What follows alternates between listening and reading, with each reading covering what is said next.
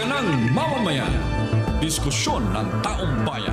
Serbisyo para sa publiko. Usapang pamayanan. Saganang mamamayan. Programa para sa mamamayang Pilipino.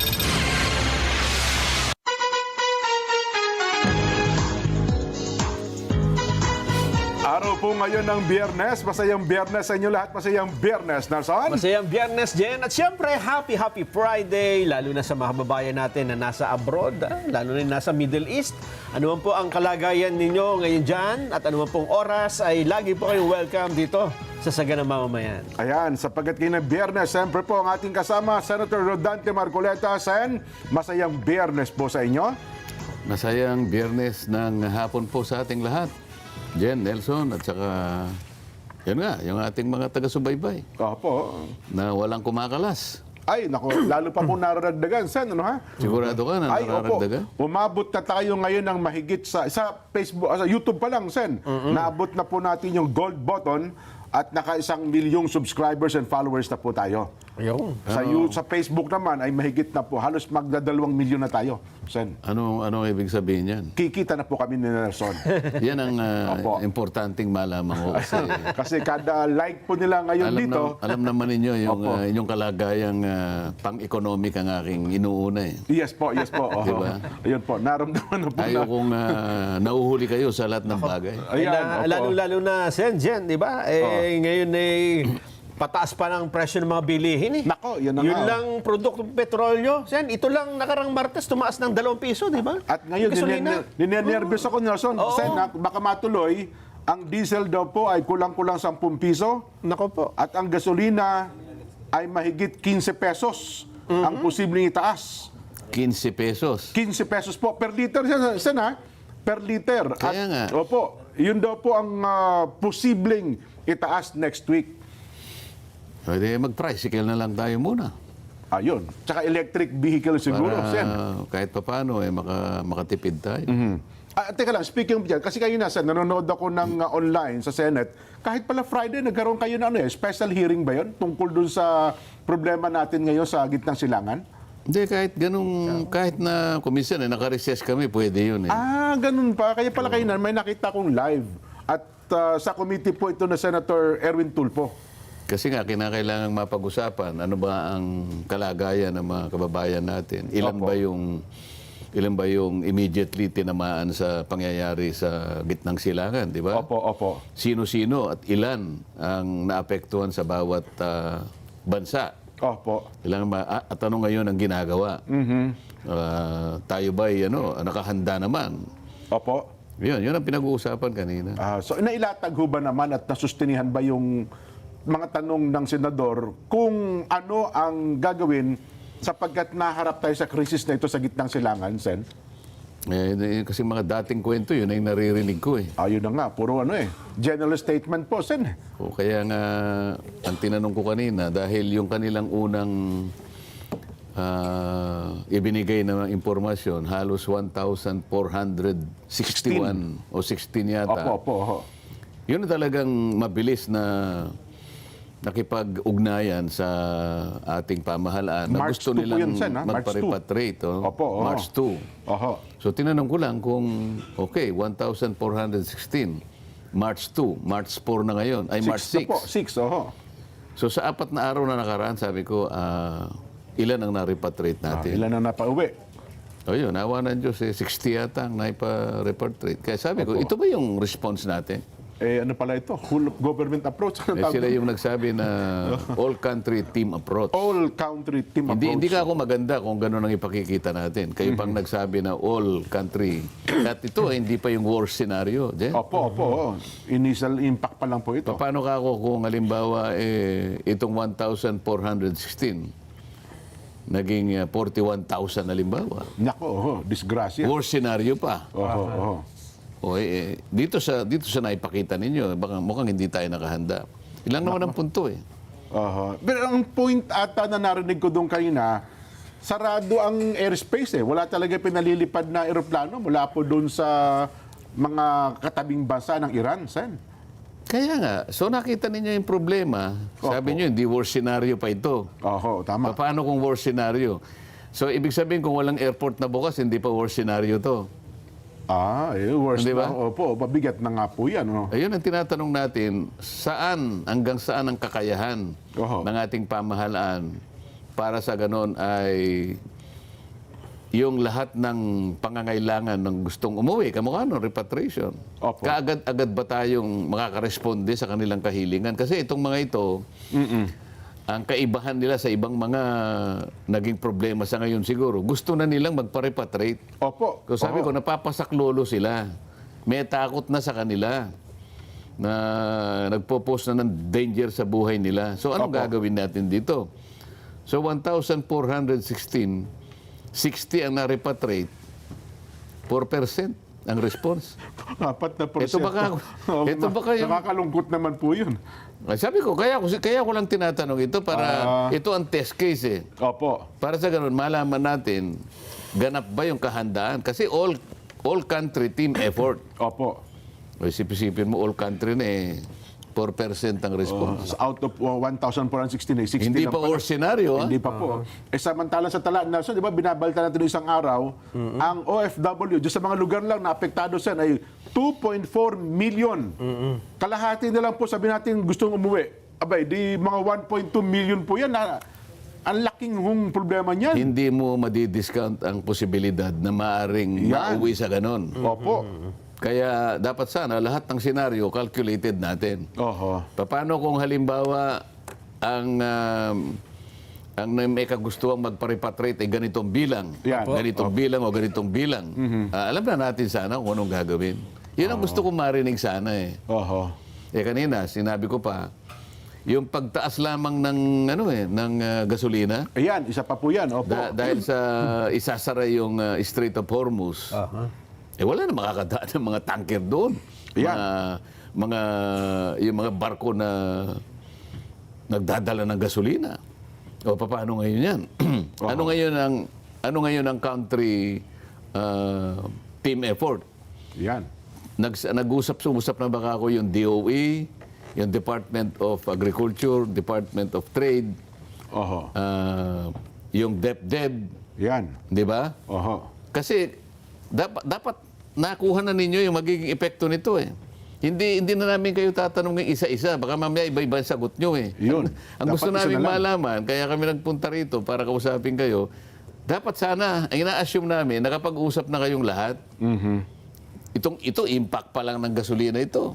Ayan. O anong impact sa transportation? The DOTR, nag-usap na ba kayo? Anong impact ako sa agriculture? O anong impact sa manufacturing natin? Dapat meron na kayong napag-usapan.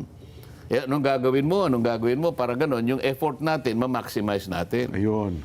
Ibig ba niya sabihin ka ako, tatanungin namin kayong isa-isa kung ano yung ginagawa. Paano namin pagdudugtong-dugtungin kung ano yung gusto nyo mangyari? Ano magiging impact niyan? Oho. O yun, nakakaroon na. Nako.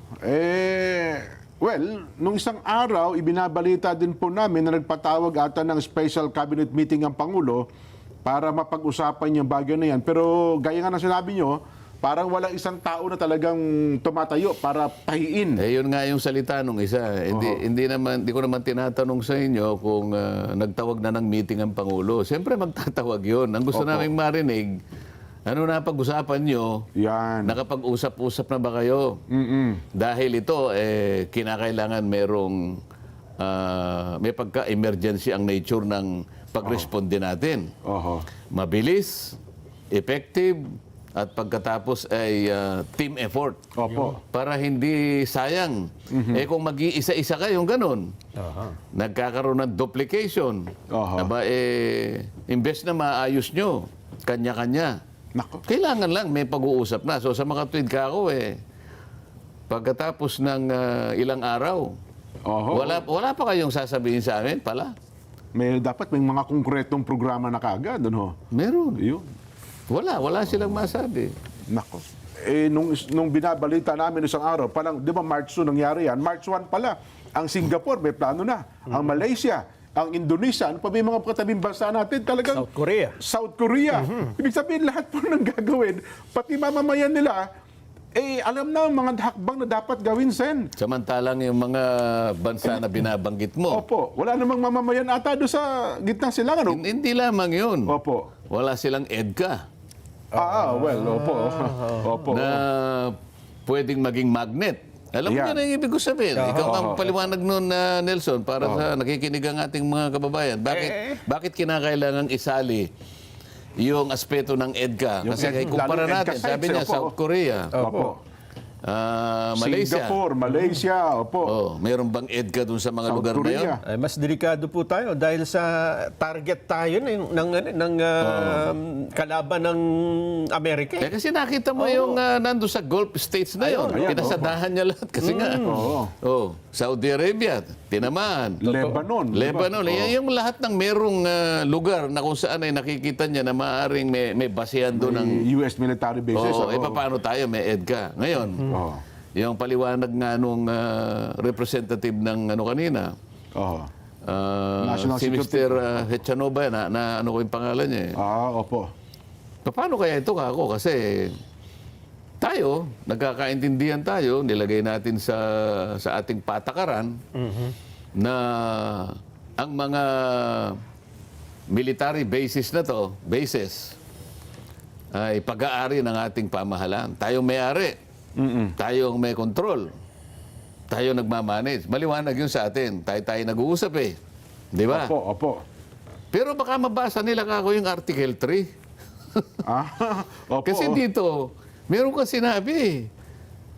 Sa Article 3, Section 3 and 4 ata, dalawa eh. Binibigyan ka niya ng karapatan Yan. na sila ang mag-control do sa mga selective na lugar. Yes, yung mga sites na yan. Opo. Oo, sa magitan ng mga base at saka material. Kanya yung Opo. material kasi mga gamit, mga ammunition ito eh. Yes po. Sa mga to, ang control, hindi lang sa atin. O, di sinabi niya, hindi po, kanya ganito. Hindi, wag ka ako makipagdebate sa akin.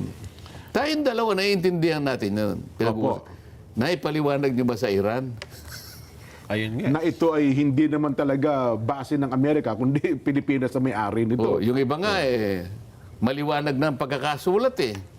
Meron pang lost in translation. Yes. O ito pa kayang hindi mo na ipaliwanag. Pinaliwanag mo ba na, mga kaibigan na taga-Iran, ganito po yung wag niyo po kaming, wag niyo pong, Hindi po kami magnet, ha? Hindi po kami sangkot dyan. Ako, delikado kami dyan. wag po ninyong ipagkamali na ito pong nakalagay ng mga EDCA sites ay pag-aari po ng ganito at ganyan. Hindi po amin ito. Ito ay ginagamit lang po sa pagpatay ng mga kulisap at saka kung ganito. Kailangan ipaliwanag mo yun. Yan.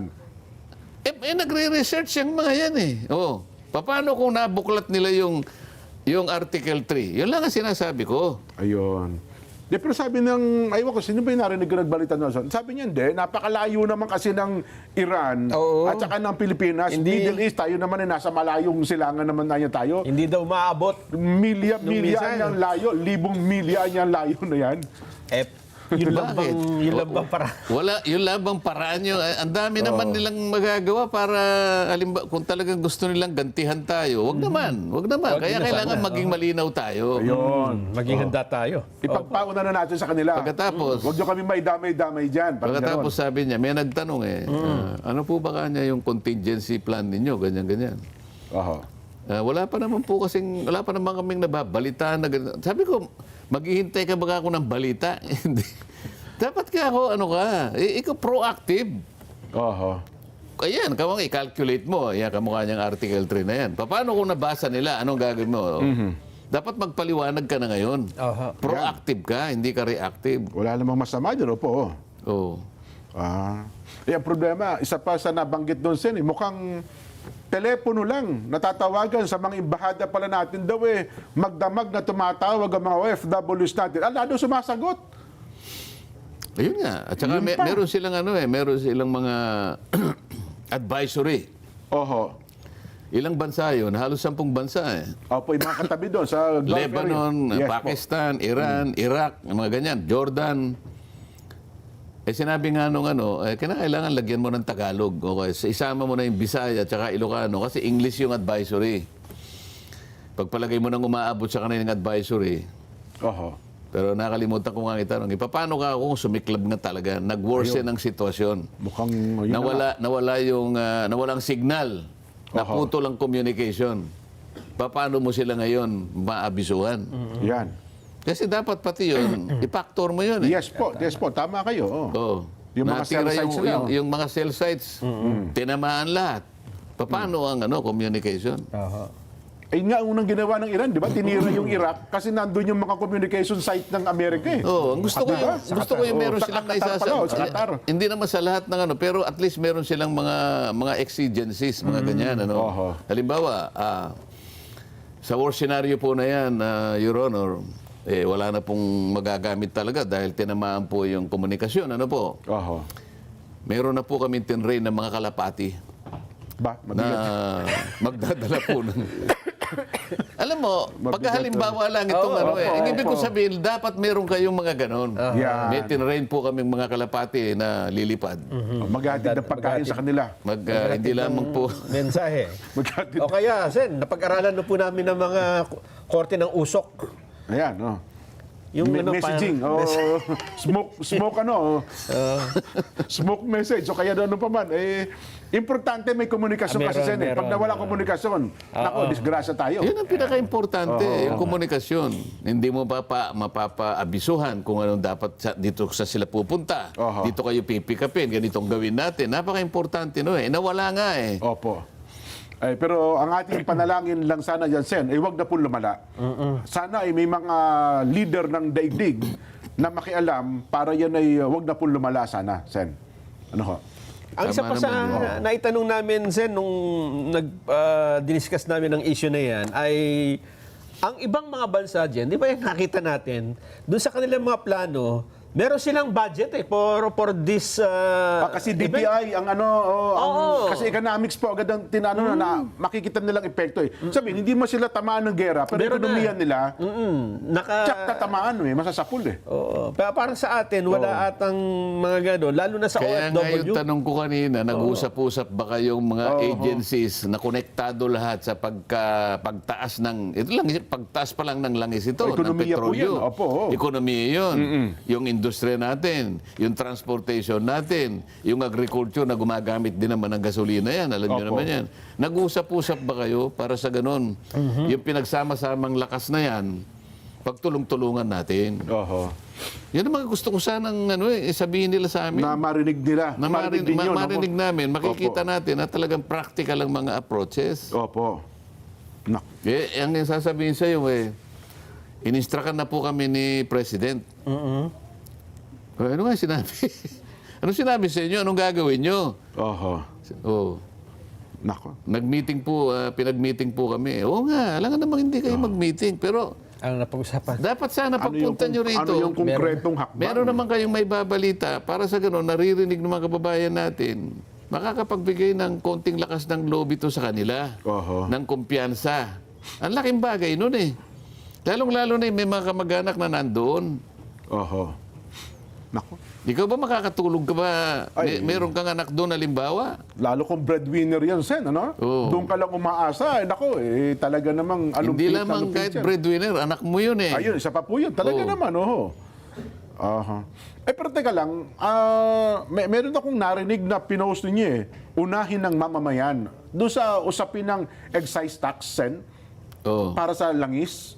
Anong naging panukala nyo doon? Kasi ang panawagan din ng Pangulo, kung talagang lumala, bawasan or totally alisin ang excise tax sa petroleum products. Yun naman kasi ang pinakaunang mong magagawa eh. Opo. Dahil biglang tumas, kagaya na sinasabi mo, 15 pesos per liter kagad. Yes po. Siguro yung 1/3 nun, excise tax eh. So, kailangan makabawas ka man lang. Yung bang sakit ng, yung pagkakakurot sa'yo mabawasan na lang kahit konti. Kasi, Yun na lang ang pag-uusapan natin. Wala nga eh. Oho. Wala nga eh. Walang papasok dito. Pangkaraniwan, pagka nagkulang yung commodity, yun naman ang itataas nila yung presyo. Opo. Sana magkaroon na ng yung sense of patriotism sa mga Sa mga mamamayan natin. hindi lamang yung sa mismong mamamayan, kundi lalo na yung mga mga industrialist. Ano? Opo. Palagay mong magpakalugi na ng konti hanggat kaya mo. Sana nga, sabi mo kanina, wag na magtagal ito. Halimbawa, inabot tayo ng 1 month. Yung masasabi mong pagkalugi nila in 1 month, nakatulong naman. Oho. Huwag na natin kukwentahin yun. Bagay. Di ba? Opo. Nakatulong ka naman eh. Yun At ang- alam ko naman, makakabangon ka rin eh. Yun na ang risk ng negosyo siguro, Sen, ano? Di ba? Para naman sa tao yun. Lalo pa nga ito. Bagay, ang katiyakan naman daw meron tayong 50 to 60 days na buffer stock ng petroleum products kung matatapos sa lalong madaling panahon. Kasi kung tatagal ng ganun, Ilan? 52? 50 to 60 days daw po, 2 months. O ba't itataas mo na ng 15 per liter? May stock pala tayo. Saan mo kukunin yung... Ang pagtaas kasi ngayon, Sen, kapag diniklara ng world market, within the week, dapat umepekto agad sa merkado eh. Hindi nga may stock ka pa eh. Stock mo na gagamitin, no? Bakit mo ikakapit doon eh? From 50 to 60, meron kang stock. Yung pagkuha mo na, pag nawala yun, doon mo lang, Doon natataas. doon tataas. Pero Hindi yun parang ang meron silang ginagawa bagong formula na ginagawa ngayon, Hindi, Sen eh. ikaw may sabi na opo 50 to 60 days. Ibig sabihin, Yung halos luma, dati pa nila nabili yun, sa mura. Mura yun eh. Opo. O bakit mo i-apply yung 15 Bagong pesos presyo. per liter na increase? Oho. Nabili mo naman ng mura yun. Yun na nga po. Yung so, pagka nawala na yung stock mo, makikita naman yun eh. Oho. Replenishment yun. Ito po yung barko namin dumating ngayon. Ubus na po kami. Pwede. Pero yung stock mo, ikaw naman, bakit naman? Hindi naman pwede. Aywan ko pa. Basta may paliwanag ang mga petroleum company dyan eh. Dapat ipaliwanag yung Up and Department of Energy. Energy. Basta bumaba ngayon o tumaas ngayon. Dapat. Hindi maliwanag yung paliwanag nila. Ayoko naman magpaliwanag para sa kanila. Baka sabihin ako spokesperson ng petroleum products. Ay, nako. So, sana makapaglatag na po, Sen, ano? Ang binabanggit ka dito, dapat magpatawag ang Pangulo ng Tagdo, yung Cabinet Cluster Meeting ba yun, Nason? Yung for Cluster security. E. Oo. Cluster E. Makakasama yung mga dating presidente. Mga dating presidente para mapag-usapan ano ang mga tamang hakbang kapag ganitong naharap tayo sa krisis na ganito. Di ba? Pwede rin yun. Pero kahit naman wala yung dating presidente, hindi ba sila makakagalaw? Bagay, Kompleto naman kaya ang naman po miyembro yan, ng no? kabinete. At saka, yun nga, hirapan na maglakad si Erap eh. At saka yung bata, ayaw din makita ng mga dating presidente, ayaw din makita ng kasalukuyang presidente. Anyway, Baka mamaya mag-iirapan lang yung mga... sa halip na makabuo ng magandang programa. Ay, nako. May pinakamabuti eh. Ilan pa bang buhay na presidente? Erap, Era, Gloria. Gen Aha. Si Digong. Nagasto si Digong, nasa Digong. dahig po eh. Okay lang pa uwiin para makasama Ayun sa... na nga po. Dapat magpatawag ng meeting pala Sen, para mapauwi mo na si Digong. Oo. Balik ka muna para 3 na lang ang natitira eh. Susulat tayo sa ICC. Pansamantala po kasi magpapatawag kami ng security cluster meeting. Pauwiin niyo pa samantala si Digong. Bahala na kayo paano pabalikin dyan.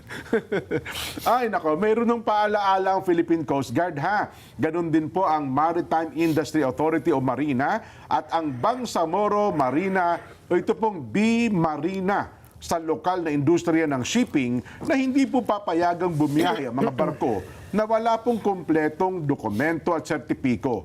Ito ay muling binibigyan ng PCG Marina Forum noon pong March 6 taong kasalukuyan bilang bahagi po ng kanilang layunin na masiguro ang kaligtasan sa paglalayag. Ayon po sa mga ahensya, mahigpit nilang ipatutupad ang mga umiiral na batas at regulasyon sa domestic shipping, paigtingin din ng Philippine Coast Guard ang pagbabantay at ang pagpapatupad ng safety compliance sa mga pantalan at lugar ng operasyon. Kayo po ba'y maglalakbay sa pamamagitan ng mga sakyang pandagat? Panoorin niyo po ang paalaala ng PPA.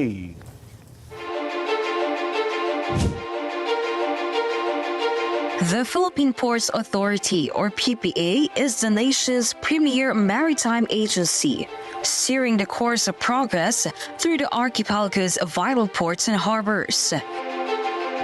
PPA is among the strongest economic performers in Southeast Asia, according to Drury Maritime Research. This translates into bigger figures for the economy, creating a ripple effect in all sectors. PPA's mission is to provide modern, sustainable, and resilient port infrastructure and facilities to provide responsive, reliable, and efficient port services, and to promote a regulatory framework that is transparent, fair, and relevant to the needs of all stakeholders. To keep pace with the global trends and improve operational efficiency, the PPA has implemented various technological upgrades. Mas maganda lang pong bumiyahe ngayon sa ating mga pantalan dahil nakita naman po natin mas madali na, mas convenient para sa lahat. Lahat po ito ay bahagi ng ating pagsasaayos ng ating mga pantalan para na rin po sa matagal ng hinahangad o nire-request ng mga pasahero natin na gawing mas maganda at mas kaaya-aya po yung mga pantalan natin, lalong-lalo na po yung mga terminal para po sa lahat. Legasiya po nating lahat ito na tayo ay makakaalala so many years from now na tayo po ay naging bahagi ng pagpapaunlad po dito sa pantalan. The Philippine Ports Authority stands resolute. Its mandate, vision, mission, and transformative projects, setting the course for a maritime future that resonates on a global scale. Philippine Ports Authority, linking the Philippine Islands to the world.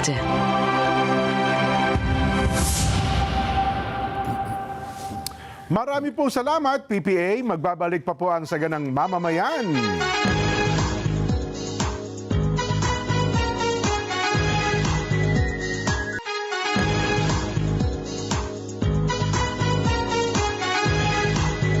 Mga kapatid, mga kabarangay, mga kasambahay, mga ka-SGM, panaloklak na.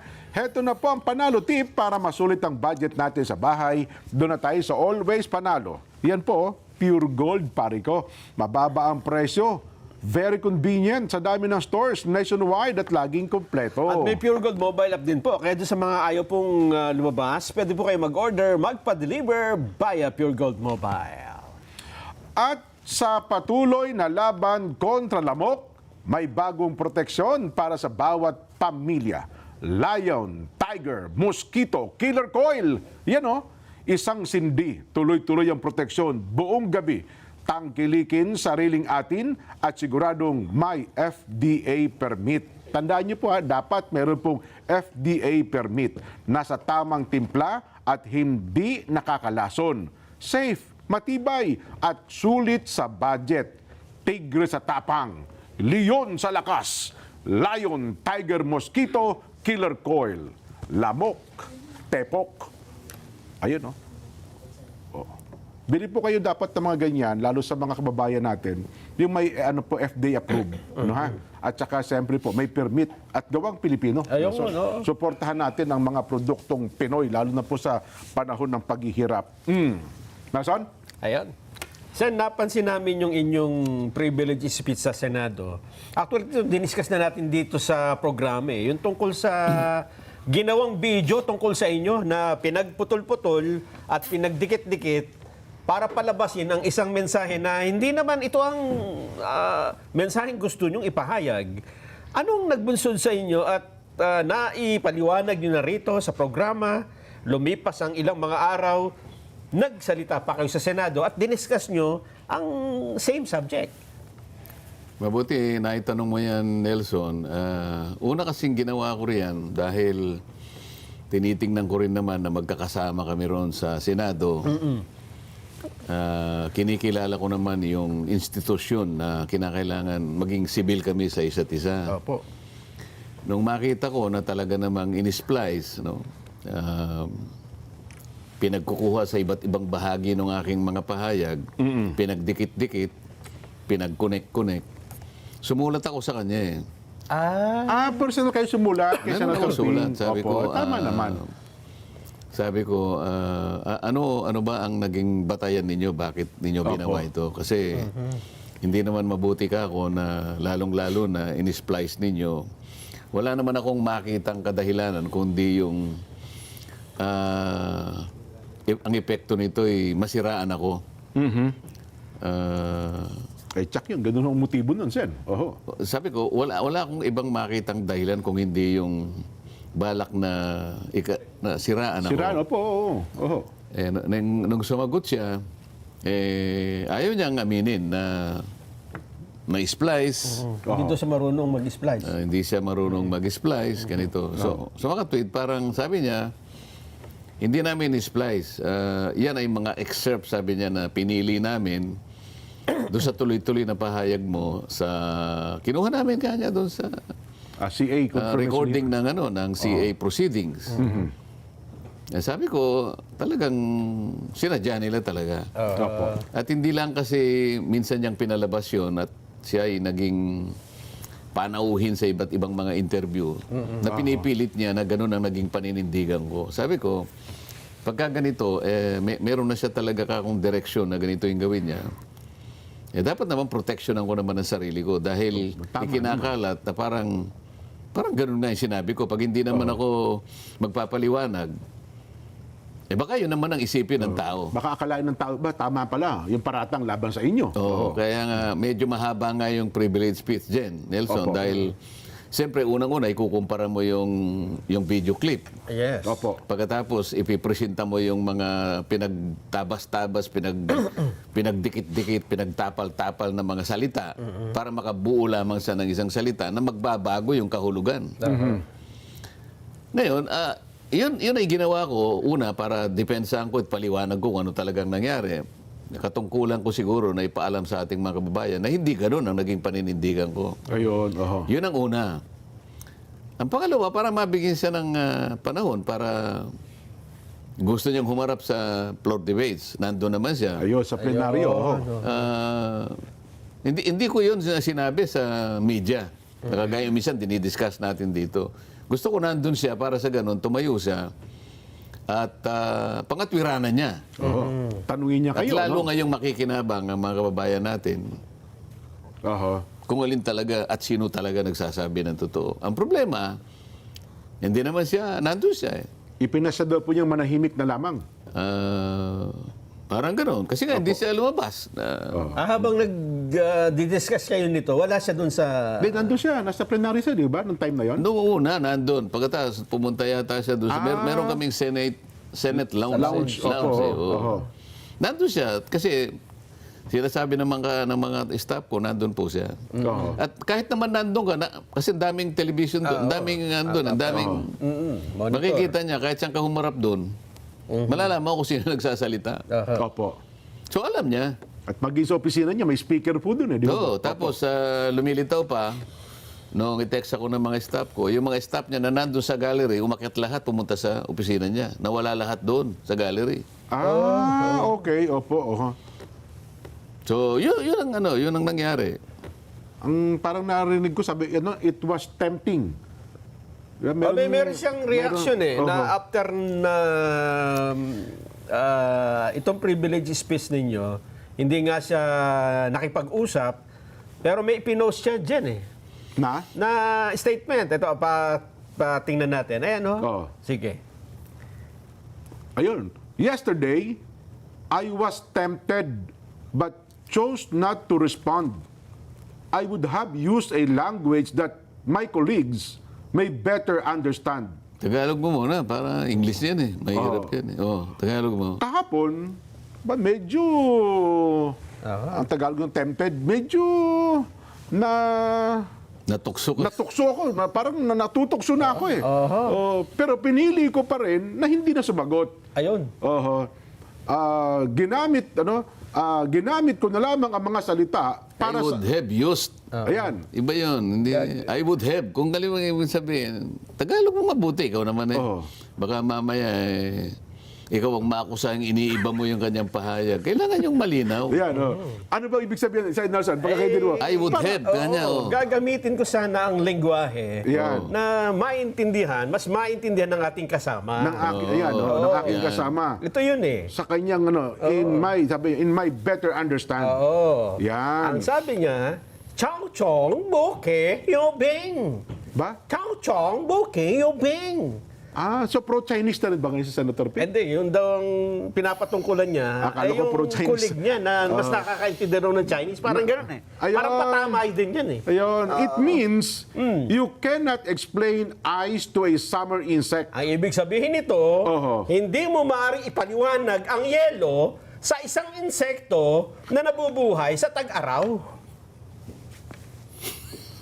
Word for word eh. Pero ano ang malalim na kahulugan nun? Ay, ibig You sabihin- cannot explain ice to a summer insect. Ibig sabihin yan, kung ang isang tao hindi naman naka-experience sa isang bagay, mahirap mo ipaliwanag ang isang bagay na hindi naman niya naranasan o naalalaman. Ayun.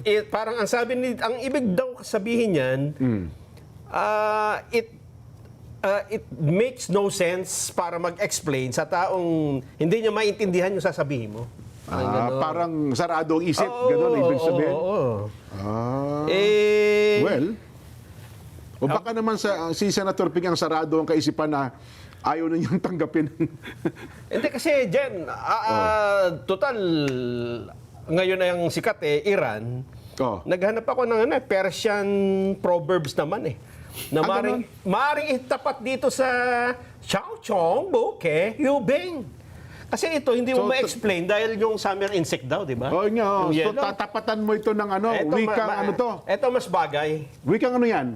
Persian. Yung salita sa Iran. Ba matindi, Dating ano? Persia yan di ba? Oo nga.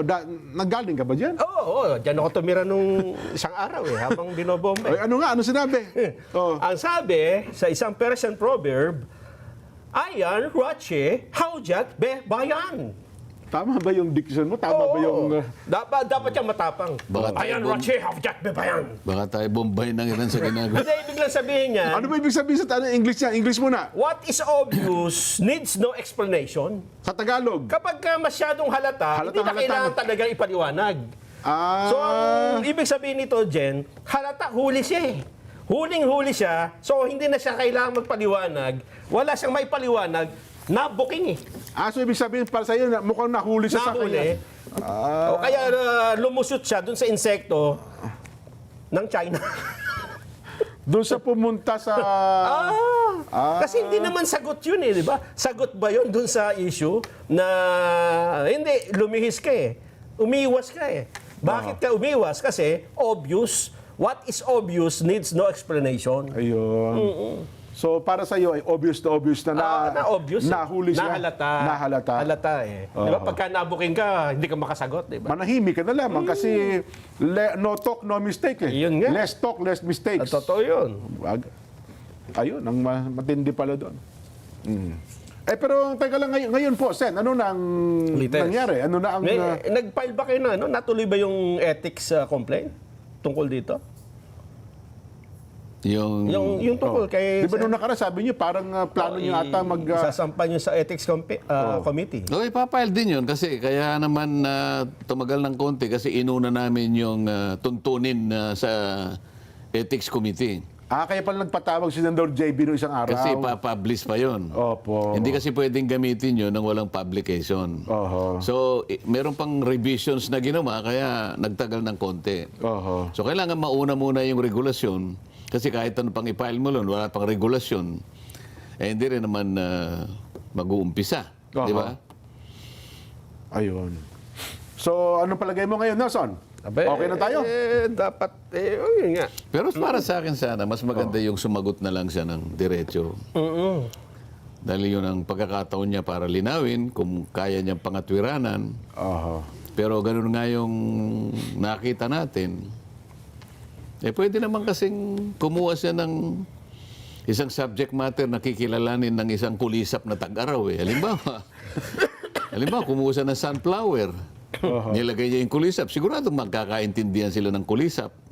Bagay, kasi parehas. Oo nga naman. Pero wag na naiwanan na natin yan. Napakababaw na. Ayun na nga. Parang... Ayokong pag-usapan natin yung mga mabababaw na ganyan. Ang mga, alam mo mga kababayan natin, matatalino kagaya ng palagi ko sinasabi sa inyo. Sa palagay ko, pinagtatawanan lang yan. So ayaw nating bigyan pa ng kahit anong kulay pa yung klase ng pangangatwiran na yan.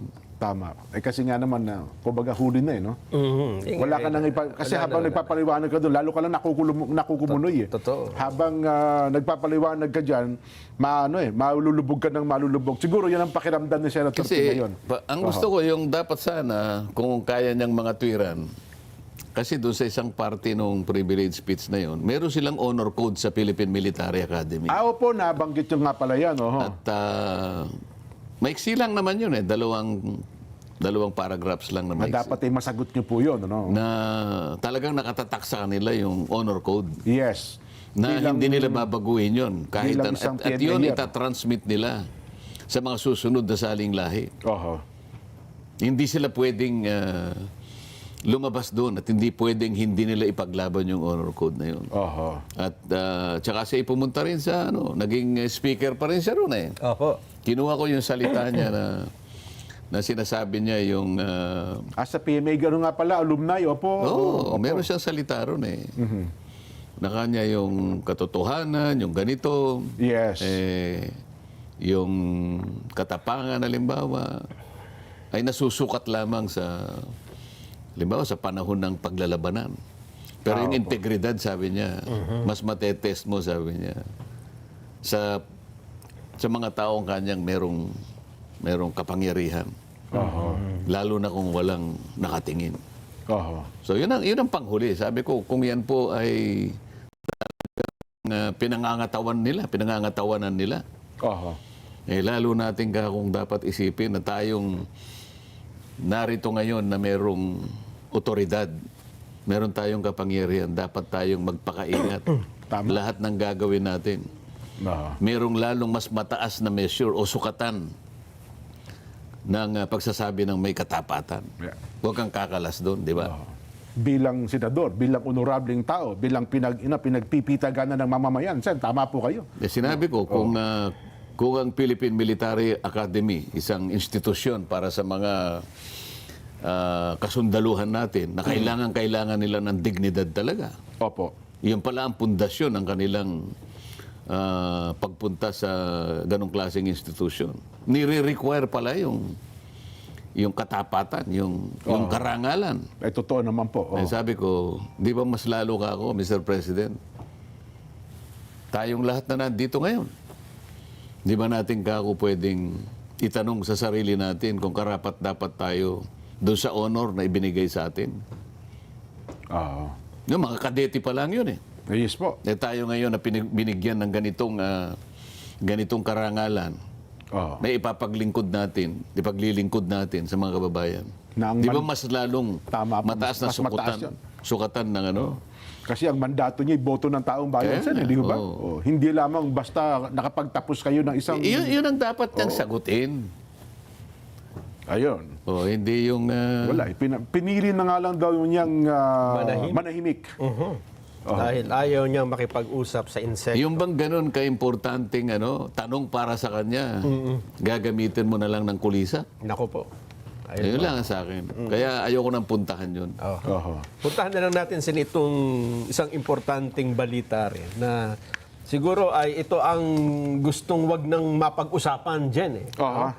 At pilit na makalimutan sana ng mga mamamayan. Pero hindi po, dahil ito ay isa sa importanteng dapat natin laging binabalik-balikan. Aba, ano ba yan? Ang tinutukoy ko ay ito pong testimonya, sinumpaang salaysay ng 18 mga dating sundalo. Oo. Alam niyo po ba, Sen, na ang reaksyon dito ni Ombudsman Crispin Remulla, bagamat nung isang araw, ang sabi niya ay, totoo yan. Yung testimonya nila na nag-meeting kami sa bahay ko. Yung bahagi Nung ng Secretary pa ako ng affidavit. DOJ. Yes. Ando si Trillanes, General Torre, dalawang ICC investigator. Totoo po yan eh. Pero ngayon, ang kanyang sinasabi, nako, yan ay pakana lang para mag-rebelde ang mga sundalo laban sa Pangulong Bongbong Marcos. Pagkatapos na magpatunay siya mismo na doon sa isang bahagi ng kanilang pagpapahayag, totoo pala. Totoo pala, oo. Gusto nyo, pakinggan muna natin para eksakto. Ano ba sinabi ni Ombudsman Remulla tungkol dyan? Ito po.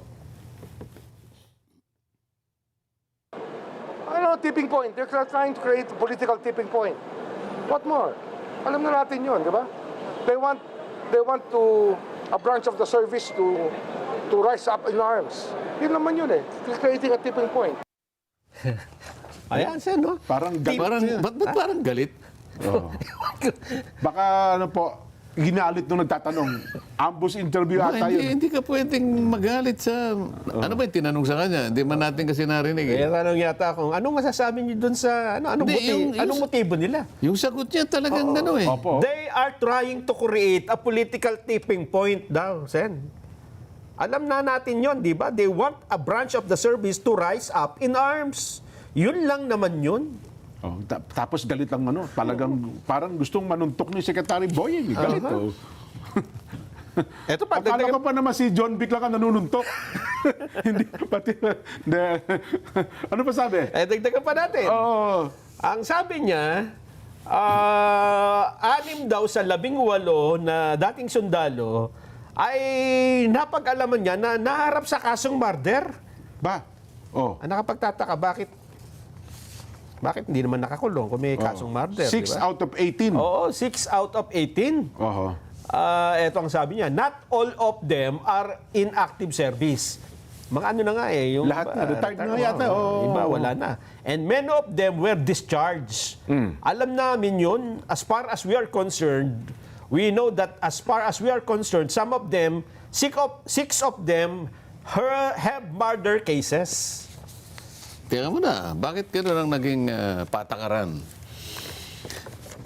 Meron bang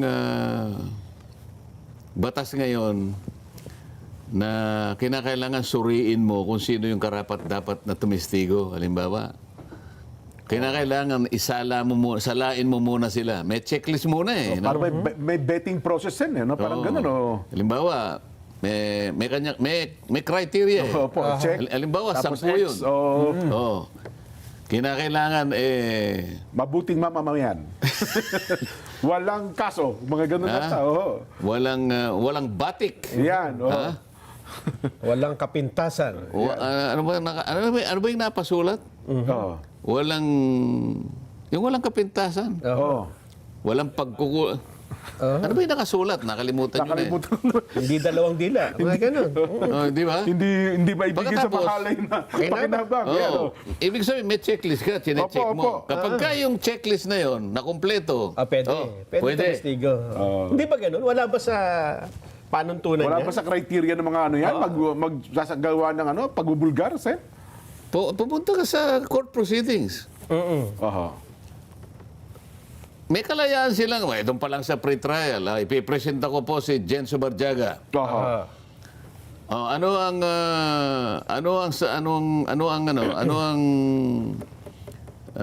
testimony ni Jen Subarjaga? Opo. Anong offer of testimony? Yan. Oh. May binubulgar po siya. Si Ganyan, oh. Jen Subarjaga po ay tetestigo sa ganito pong mga aspeto sa pinag-uusapan po nating kaso.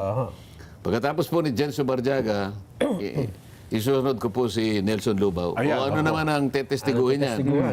Si ano naman, si Nelson, ay ikukwento po niya at i-identify niya po yung lahat ng mga dokumento Ayan. na kanyang sinasabi sa bahagi po ng complaint. Okay. So, merong ano. Oo.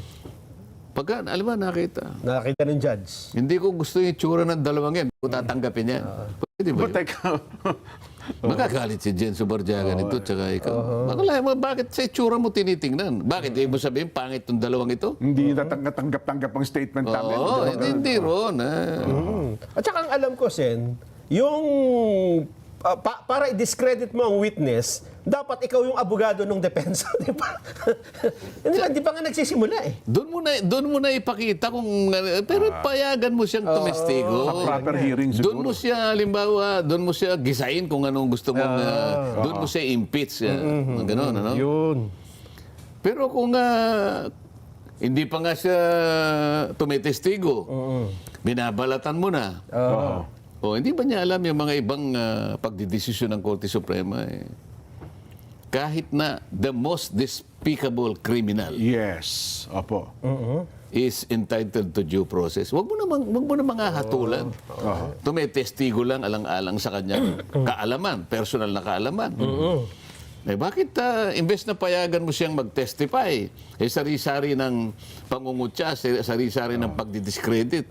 Parang nauwi na naman kay Gutesa. Ay lalo na nabanggit Diba? niyo si Gutesa Sen. Ang sabi naman ng NBI, papasupin na natin yung mga nagnotaryo. Nauwi siya nagnotaryo.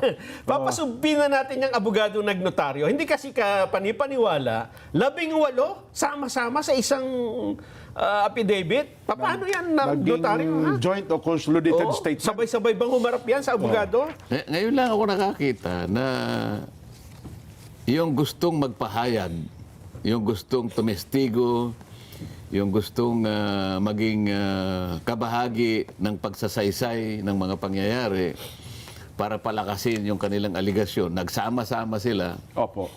Eh bakit sila ngayon ang... Sila pa yung... Nagigisa, no? Ngayon ang nangyayari ito. Sila ngayon na pinoprosecute. Oho. At saka, Di ba kayo nagtataka?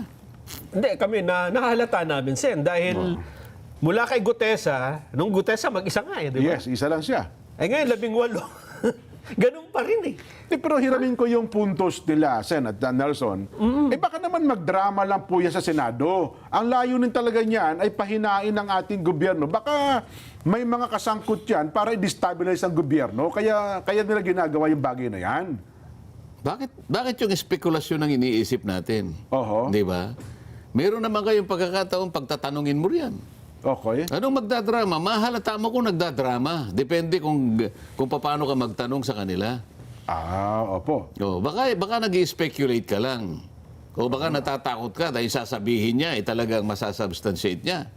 Natatakot ka, baka yung kanyang sasabihin, mapapatunayan niya. Baka naman mas lalo pang lilitaw yung kanyang gustong sabihin at lalo niyang mapapalawak yung kanyang sinasabi. Oho. Di ba? Oo nga, may elaborate niya pa ng gusto no, pagdating sa Kasi Senado. baka sa tingin ko, yung mga ganyan, meron pa silang hindi sinabi dyan. Totoo yan, Sen. Kasi dun sa testimonya, sa pahayag, napansin namin ni Jen ang aming mga nakalap na larawan at video, may video Opo. Doon sa Samantalang sa affidavit, hindi puro naman ma-attach pictures lang yung, hindi ma-attach Puro yung picture. pictures. Baka yun ang nga kinakatakutan nila, Sen. O baka nga, kasi bakit mo sila pipigilan? Oo. Lalong-lalo na, may nagsabi na nga kung nasaan ang ebidensya, pupuntahan ko yun. Ayan. Tutuntunin natin kung saan ang direksyon ng tinuturo ng ebidensya. Oo. Oho. Hindi ba? Tama. Paano ka makakakuha ng ebidensya kung hindi mo sila tatawagin at pagtatanungin? Di ba? Yun ang pagkuha ng ebidensya. Oho. So dapat Bakit wala ka bang kakayahan para tanungin yung mga yan? Lalong-lalo na ikaw ang pinakamagaling na investigador. Oo. Kapag nakita mo nagsinungaling, di pa contempt ka agad. Hindi mo yata narinig yung sinabi ko. Hindi po, narinig ko. Wala ka bang kakayahan? Ikaw ang pinakamagaling na investigador? Opo, tama Oo. yun. Kaya Sa dami nun. Pinakamagaling. Palagay ko, sa galing mong investigador, 18 yun, ha? Lulutang ang katotohanan dyan. Yung Sen. 10 dyan, baka kaya mong gisain lahat yan. Diyan mo tirahin. Diyan mo ngayon salaminin lahat. At tingnan mo kung talagang nagsisinungaling. Alam mo yung kasinungalingan dyan, Opo. madali mong maano yan madali Mahalata. mong mahalata yan Opo. Yung magaling mag-imbestiga. Akala mo, tatayo siya doon, halimbawa, dala-dala niya, dinramatize niya yun, madali mong makuha yun. Oho. Kaya nga sabi ko, pagka nagsinungaling ka, di contempt mo agad, kulong ka. Kulong ka sa Senado, may kulungan naman ang Senado. Kamukha yung sinasabi niya, paano hindi naman believable yan, 800... yun na nga. Ayun nga, yung kwenta niya. Oo. bakit hindi mo siya tanungin pag nandun na? Bakit hindi mo sa kanila ipakwenta? Kwentahin mo ito. Baka mamaya isagot naman niya, mali po yung kwenta niyo, ganito po yan. Yan ang ikinatatakutan nila Kasi parang mathematically yan daw, improbable at saka hindi... Di parang sinabi mo sa judge, sabi ng judge, hindi, ayoko yan. Opo. Magagalit siya yung depensa, judge. Ihingin ko sa yung palitan ka. Oho. Ano? Ngayon pa lang, meron ka ng pre-judgment, pre-trial pa lang tayo. Sinasabi ko, ito yung nililinya ko pa lang kung sinong tetestigo para sa kaso namin, para depensahan namin ito. Nag-ano ka na, sinasabi mo na hindi qualified tong mga... Yung mga witness at Ba't mas mga... marunong ka pa sa akin? Ako nga ang defense counsel eh. O, mahala tayong judge. Papapalit ngayon yan. motion to, palit ang judge natin yan. Ayun na nga. Pero sa sobrang galing ang mag-investigasyon, di ba sabi nyo, pinakamagaling na investigador? Hindi siya nagsabi nun, hindi ako. Hindi pa nag-iimbestiga, may conclusion eh. Ganun siya kagaling. Hindi ganun nag-iimbestiga. Hindi ba napakagaling nun? Hindi pa nagsisi-imbestiga. Tapos na agad. Hindi imbestiga. Manghuhula yun. Ano ka ba? Kasi alam ko, yan, magdadrama lang yung mga yan. O, kaya nga, Magsasalita ng paano kabulaan. mo nahulaan? Oo. Ano ka ba? Investigador ka o manghuhula ka? Hindi pwede yun. Kaduda-dudaan yan, pahayag ng mga yan. Paano mong 805 billion? I-deliver nyo? Bakit hindi mo itanong sa kanila yon? Paano nangyari? Lahat ng pagdududa mo, lahat ng hindi mo kayang paniwalaan, ha? Itanong mo sa kanila. Nagdududa ka, dapat mo talaga silang tanungin. Sa kabila ng iyong pagiging pinakamagaling na investigasyon, na investigador, hindi mo talaga, hindi mo makuha talagang ano yun eh. Na talagang believable eh. Opo. Kasi magaling ka eh, di ba? Talagang malito eh. Hindi, tawagin natin sila. Oo nga. Silang magpaliwanag nito. Di ba dapat ganun? Ayun. Dapat nga, ganun talaga ang mangyari. Pero mukhang hindi ganun ang gusto, Sen eh. Mukhang... Teka muna, wala ka bang pananagutan? Ikaw ang chairman eh. Bakit? Halimbawa, ikaw ang chairman, Jen. Opo. Para mas maliwanag ng konti ang ating pagpapaliwanag ng Sige. talakayan. Halimbawa, ako po yung chairman ng Blue Ribbon Committee. Kaming dalawa ni Nelson. Member kami. Ayan, opo. Sasabihin ni Nelson sa'yo, Mr. Chairman, bakit ikaw lang ang nagpapasya? Ano kami rito? Tau-tauhan kami? Oo nga. Alalahanin mo, committee tayo. Kaya nga sinabi, committee. Opo. Ang committee, hindi nag-iisang tao lang ang magpapasya. Kakasangkapanin mo kami, kukonsultahin mo kami, mag-uusap tayo. Bakit ikaw nagpapasya? Yan ba nakasulat sa tuntunin natin? Basahin mo nga yung tuntunin natin kung ikaw magpapasya. Nako. Hindi mo ba itatanong sa kanya yun? Tama. Yan. Sagutin mo. Sagutin mo. Sagutin mo, Jen. Hindi, ako sa tingin ko Senador dyan... Jen, sa Barjaga. Sumagot Bakit ka. ikaw lang ang nagpapasya? Sumagot ka. Hindi pa natin nasisimulan ng investigasyon. Bakit ayaw mong hindi makatapos sa Senado? Nakita mo, awain ka niyan. Ay, kung maituro-turo ako ng mga yan, ba't ko ba papatawag yan? Kabuti-buti, di ako naituturo ng mga yan. Pag humihigop ako ng kape, huwag kayong bibitaw na nga lang namin. Ay, nako. Muntik na tayo maging viral sa buong mundo. Yun ang sinasabi ko eh. Chairman ka, Opo. pero ang pagiging chairman, hindi ibig sabihin nun, ikaw magpapasya. Kasangkapanin mo yung mga miyembro. 20 ang miyembro mo eh. Oo nga pala, 20 Di ba? nga pala member ng Blue Ribbon Committee. O, tinawag mo ba yung mga miyembro mo? Oho. Para pagtalunan ninyo kung merong lumabas na 18 opisyal, ex-marine o mga kung ano. Development yan. O di, mag-usap tayo. O, ba't ikaw ngayon ang kikilatis? Gagawa ka pa ng sarili mong kwenta. Nako. Di ba na pwede? Ihabol natin, meron daw tayong Vox Populi. O sige, ihabol natin to. Sayang naman, ha? Ang atin palang magiging tanong ay ganito. Nagdududa ka rin ba sa pahayag ng 18 dating sundalo na pagpapadala ng 800 billion sa iba't ibang opisyal ng gobyerno? Bakit ganyan ang tanong natin? Sino ba nagdududa? Isa lang naman nagdududa. Oo nga. Baligtad Sabi kasi di ba? Tingnan Baligtad. natin kung may kakampi. May Dapat naniniwala. dapat bang Hindi, pagdudahan? ganito. Pag-isipan mo nga, Nelson. Huwag na natin baguhin yan para matapos. Kasi 5:36 na sila, wala nang oras eh. Kasi nga sinabi nga ng Senador Ping, nakakapagduda talaga.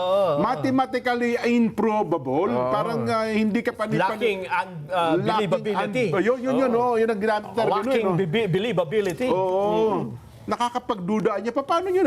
Kasi kung totoo niya nangyari yan, baka 2028 pa nagdi-deliver pa rin kayo hanggang ngayon. Kaduda-duda nga raw talaga niya. Ayan.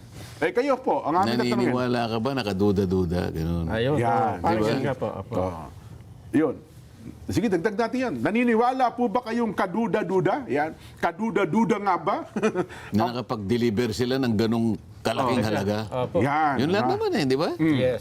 O ang sagot niya po, opo. Ako ba, nagdududa rin? Oo, duda. Letter A. Duda ako dyan. Kung ang sagot niya naman, hindi. Mukhang totoo eh. Hindi, kasi kapag ka ang nag-deliver, kulisap, talagang kaduda-duda. O, kung mamimili pa kung summer o winter ang pag-deliver. May panahon pa eh, no? Depende sa season eh. Sabi, B, hindi po ako nagdududa. Pwede po yan.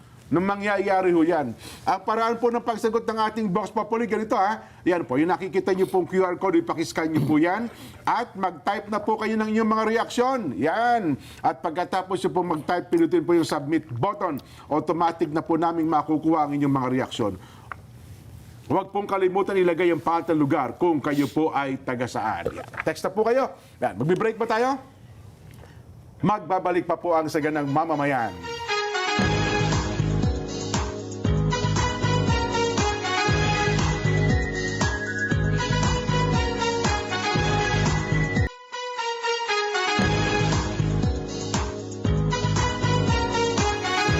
Gamit po ang inyong mga remote control, i-scan po Net25 sa TV menu at pagkatapos ma-scan, piliin po Net25 HD mula sa lista ng mga channels. Let's Net together na sa panonood ng mga programa, lalong-lalo na po ng Saganang Mamamayan. Ayon, salamat po. Uy, batiin po muna natin, nakatutok daw po sa ating palatuntunan si Engineer Bernadette Ora. Kabadet, magandang hapon po sa inyo, Ayun, kamusta daw po kay Sen Dante Marcoleta? Si Engineer Bernadette Ora, dyan po sa Tayabas, Quezon. Binabati rin natin dyan si Yuan Saligomba. Yunlad Cooperative. Yan. Sa mga masugid daw na nanonood, happy birthday din kay Arnold Umali. Regards kay Nelson Jen at kay Senator Rodante Marcoleta. Yan. Ayun. Kuya Yuan, hindi mo na kami nadadalaw, Ayun. Si Kuya Eran Besa naman, sabi niya, Jen, pakibati naman ng Kuya Antonio Besa Jr. At sa lahat ng mga kapatid dyan po sa North Point, Hong Kong. Mula po kay Kuya Eran Besa. Ayan. Ito, habol ko rin ito. Sige po.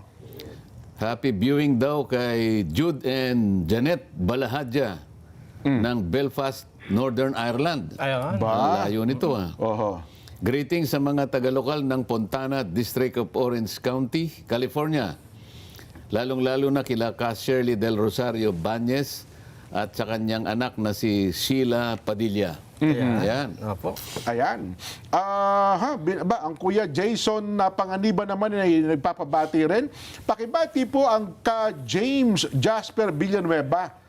Ang amin pong tagapangasiwa at ang ka Johnny Sibalo, ang aming pangalawang tagapangasiwa dyan po sa distrito ng La Union, Agoo, La Union. Salamat po ng marami ka James Jasper Villanueva at ka Johnny Sibalo.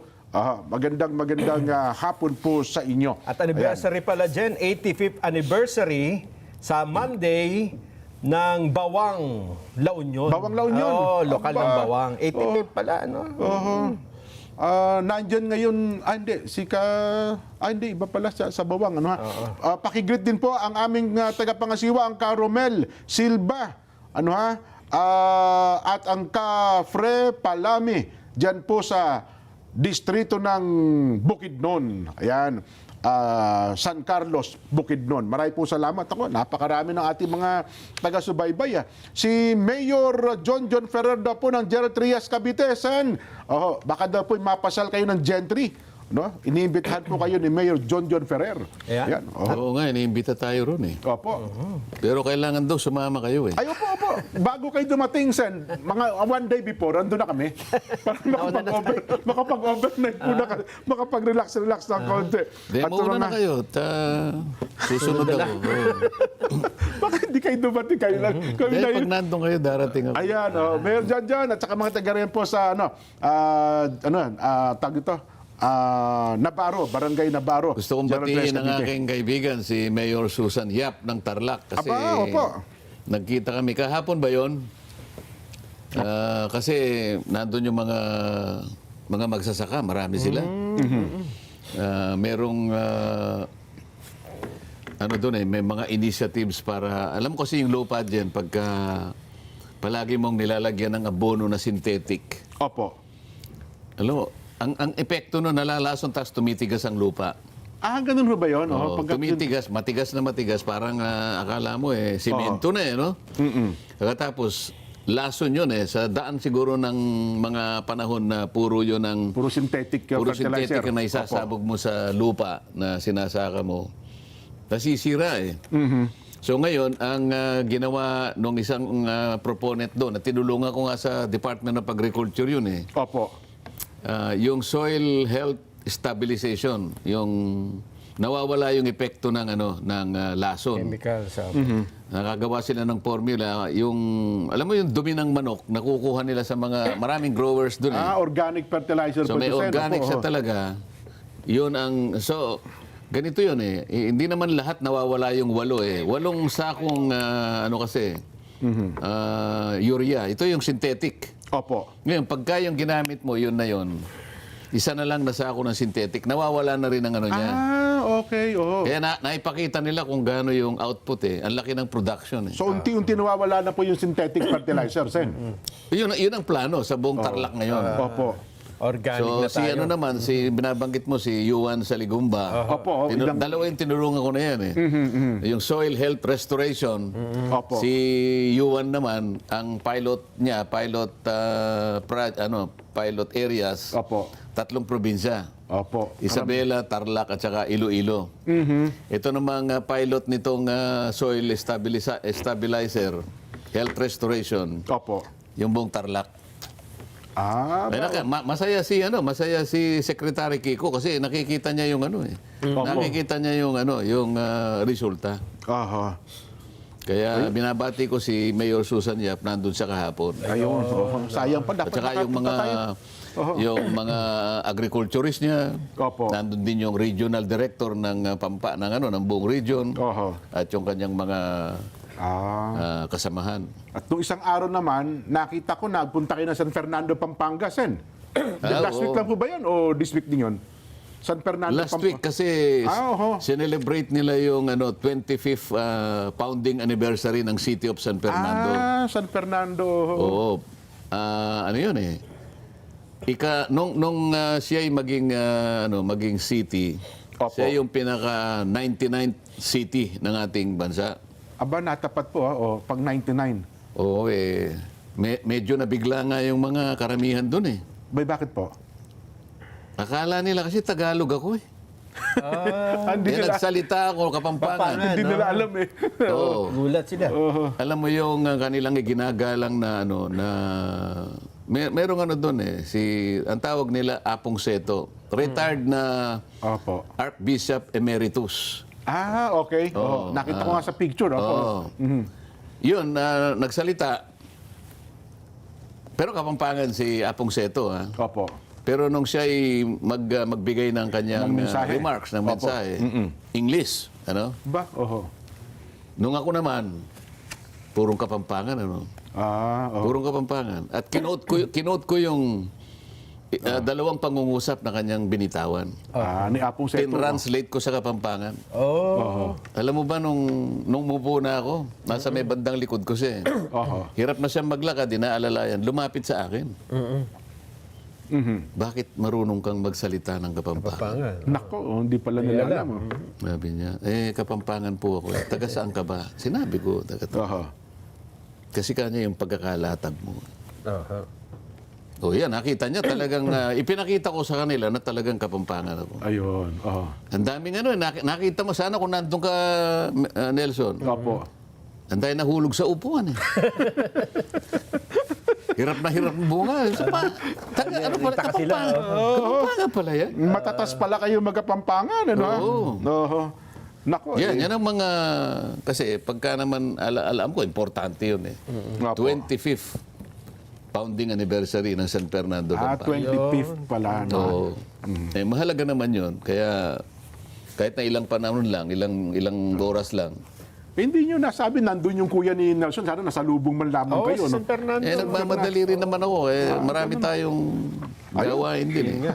Oo. Bayan, sa susunod po, makapasal tayo ng San Fernando, Pampanga. No, ha? Sana natikman nyo yung mga kalamay, nakita mo naman yung... ganun ho ba? Oo. Hindi, yung tapang damulag po yung gusto ko sa, lagi yung binabaon eh. Tapang ano ba yun? Yung tawag nyo doon? Napindang.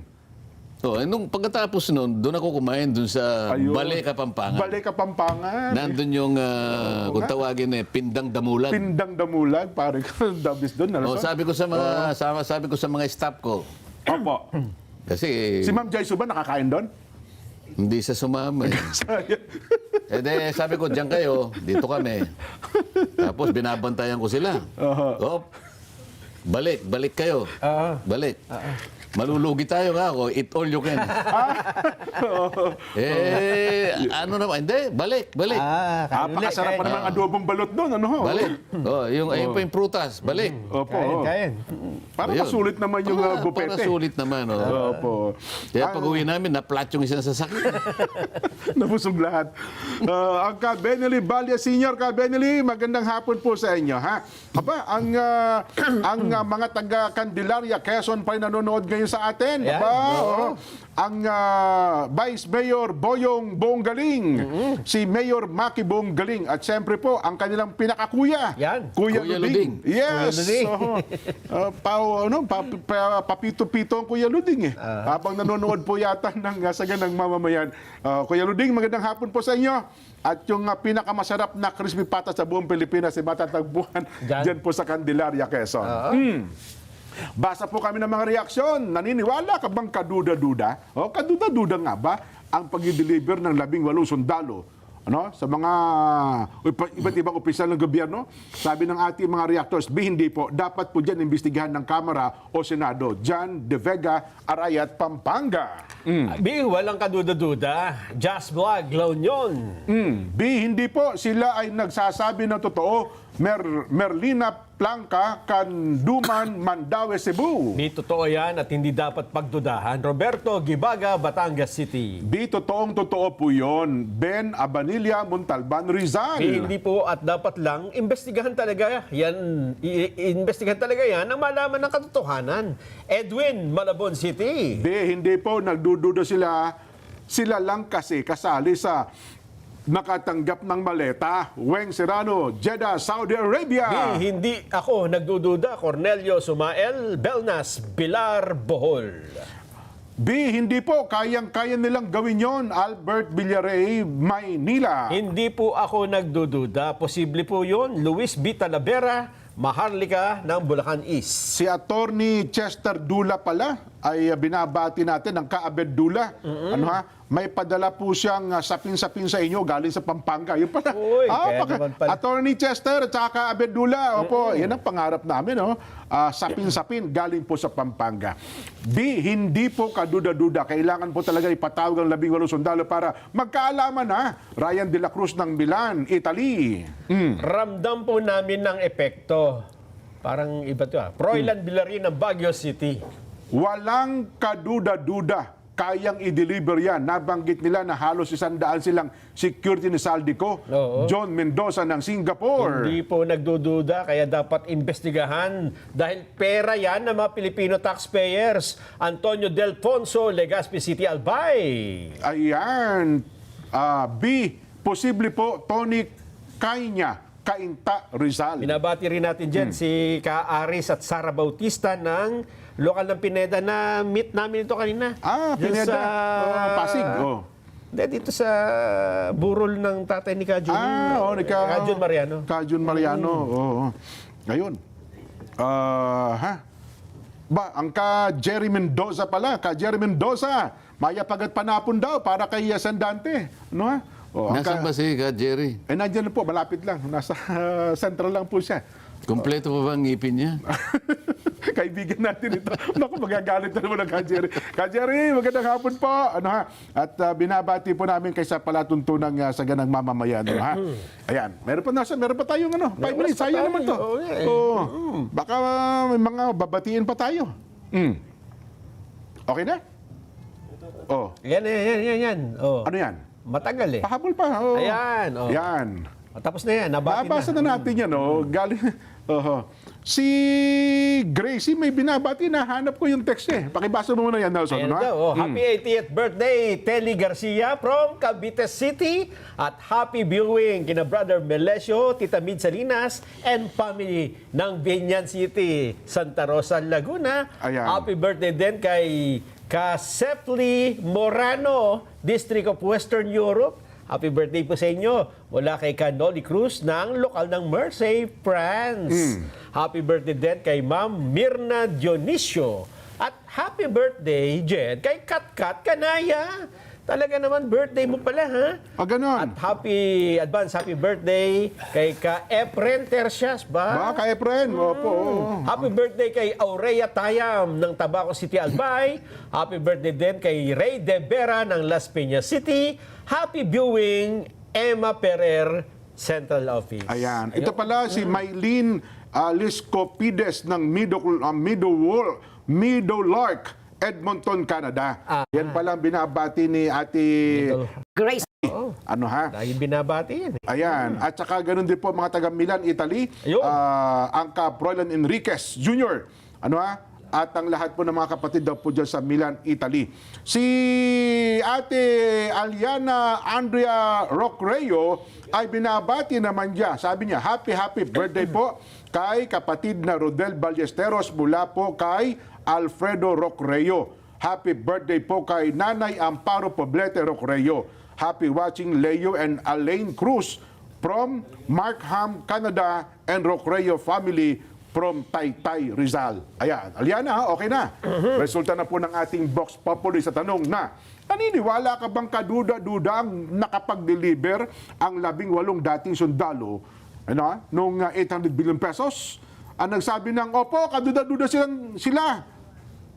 Walang nagsabi. At nagsabing, hindi po sila kaduda-duda. Naniniwala. Naniniwala po kami sa kanila. 100%. Yan ang sinasabi ko sa iyo, Jen. Naku po, oo. Paano mo ngayong babanggain yung ganyan? Sana man lang mayroong nagsabi mo na kahit 1% o 2%. Oho. Bakit naman nagkaisa naman yung mga opisyalis ng ating pamahalaan na may kakayahan sana na sila yung mang-usig Opo.